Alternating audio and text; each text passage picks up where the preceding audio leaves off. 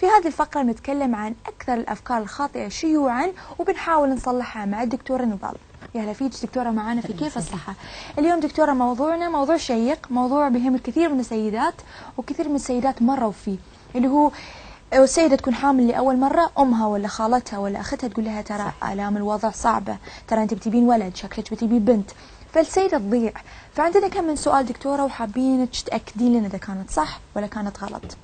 فدكتورة أول شيء بنبدأ إن يعني دائما هالشيء أنا أسمعه شخصيا، إن سيدة تشوف شكل بطنها تقول لها أنت شكل بطنك ولد، ولا أنت شكل بطنك بنت، ولا أنت ملامح وجهك تقول ولد. صحيح. مدى صحة هذه المقولة؟ بصورة عامة تلجأ الكثير من الأمهات إلى من سبقتها التجربة مثل ما تفضلتي من يعني البيت، من أفراد الأسرة أو من الجيران أو من زميلاتها بالعمل، لسؤالها مثل ما قلتي اسأل مجرب ولا تسأل حكيم.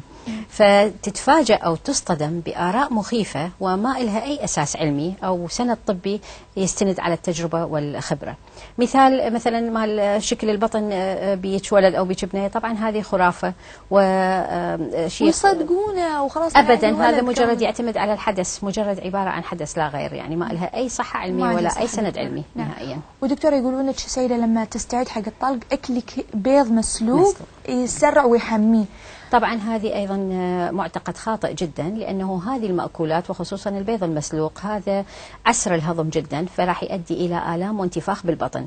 وإذا ما احتاج الطبيب إلى تخدير لسبب الولادة الطبيعية أو لعملية قيصرية، سوف ترتجع هذه المواد إلى الجهاز التنفسي وتسبب لنا مشاكل كثيرة طبعا. فاللي ننصحه إحنا السوائل السكرية والفواكه الطازجة قبل الوضع، هذه السهل طبعا تعطيها طاقة وتسهل في حالة عدم وجود داء السكري أو غيرها. وبالحديث دكتورة عن العمليات القيصرية، يقولون الوحدة إذا جابت طفل قيصرية لازم تتبعها بقيصرية، هل هذا صحيح؟ طبعا هذا معتقد خاطئ جدا، لأنه تعتمد على سبب العملية القيصرية.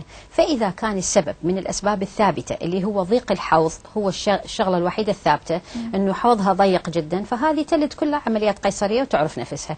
لكن إذا كان سبب العملية القيصرية من الأسباب المتغيرة، مثلا وضع الجنين مقعدي أو مستعرض أو تقدم المشيمة، فهذه أشياء متغيرة. وعموما حتى نسهلها عليهم، نسبة الولادة الطبيعية بعد العملية القيصرية 60 إلى 70%، ونسبة تكرار العملية القيصرية فقط 40%. بالضبط. كنت بسألك دكتورة كم من مرة ممكن تتكرر العملية القيصرية بالنسبة للسيدة؟ تكرار العملية القيصرية يعتمد على حالة السيدة العامة، يعني مثلا مصابة بالسكري، مصابة بالضغط أو القلب أو الربو أو أي مرض آخر، ويعتمد على وضع داخل البطن، وضع حالة الأم داخل البطن، يعني أثناء ما يفتح الجراح مثلا داخل البطن شنو كانت فيها التصاقات شديدة مثلا، أو صارت عندها اختلاطات ومضاعفات في العملية السابقة. عموما في نساء أنا مسويت لهم يعني ب7 عمليات واصلين أو أكثر، إذا كانت العملية بإيد وحدة، وإذا كانت مثلا العملية داخلها نظيف، ما في التصاقات، ما في مشاكل نهائيا، والحالة الصحية للأم تسمح، يعني ما عندها مشاكل أخرى طبية. نعم. وممكن تكرارها أكثر من 3 مرات. نعم. هذه هي الحالات اللي ممكن تتكرر فيها. نعم. فدكتور إذا تكلمنا بعد دائما هالشيء المخيف اللي هم البنات اللي أول مرة يحملون، في حملهم الأول دائما يقولون لهم آلام الوضع مخيفة ومؤلمة جدا جدا جدا، فمدى صحة؟ لا، آلام الوضع آلام بسيطة جدا، وعدنا لكل مرحلة من مراحل الولادة فيها عقاقير طبية ويعني أشياء تنفس ممكن تتنفسها الأم بحيث ما تشعر أبدا. الآلام بسيطة جدا وحالة طبيعية جدا، والحمل كل الحمل والوضع هو عملية فسيولوجية طبيعية جدا، فماكو داعي للمغالاة وأخذها بشيء، يعني مجرد تفتهم أنه مثل ما حملت بشكل طبيعي راح توضع بشكل طبيعي، مجرد آلام بسيطة. ولكل مرحلة من مراحل الولادة عندنا علاج خاص بها. أنا دائما أمي تقول لي يعني لو كانت الولادة مؤلمة جدا صعبة كان مو كل الحريم كل شوي ما شاء الله ولدت ويابت ورا 40 رأس ما شاء الله. فدكتورة بعد دائما يقولون يعني تكرار عملية الولادة أو صار في ولادة من قبل تسهل العملية، يعني والله تكرار الولادات يعني كثير يعتقدون انه اذا الام ربت اكثر من مره سهله بسهوله، معناها يعني الولادات السابقه سهله، فالولادات اللاحقه راح تكون اسهل. طبعا هذه خاطئه، لان لكل ولاده لها ظرفها الخاص، وهذا يعتمد على عمر الام مثلا، على حجم الجنين، على وضع الجنين بالحمل هذا.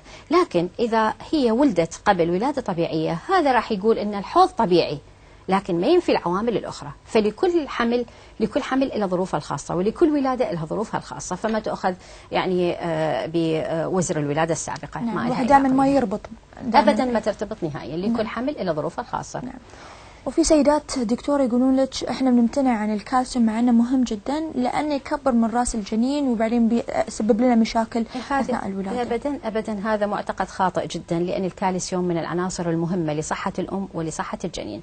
واساسا يعني مو بس الكالسيوم، وانما نضيف الفيتامينات الاخرى مثل الحديد وحامض الفوليك، وهذه من العناصر المهمه جدا. لان اذا الام ما اخذتها او صار عندها نقص بالغذاء، فراح الطفل هو ياخذ المخزون من الكبد، ياخذ المخزون من جسمها، وبالتالي تتعرض إلى فقر الدم وإلى مشاكل أخرى، ترقق العظام، وخاصة في الولادات المتكررة. يعني راح تبدأ أسنانها تتساقط، تبدأ مشاكل عندها كثيرة تصير بالعظام. نعم. على المستقبل. نعم. ودكتورة ذكرتي في خلال حديثك أن الطفل يعني يسحب من اللي تتناوله أمه، فدائما في سيدات ياكلون عن 3 ولا عن 4 لأنه يقولون أنا حامل لازم أتغذى عن 2. الحقيقة هو مو كمية الغذاء وإنما نوعية الغذاء، فهذا اللي أحب أكد عليه. نوعية الغذاء أهم من الكمية. هي مو بالكمية تأخذ مال 2، لأن هي حامل فلازم تأكل مال نفرين، لا، تأكل مال شخص واحد، ولكن نوعية الأكل تختلف.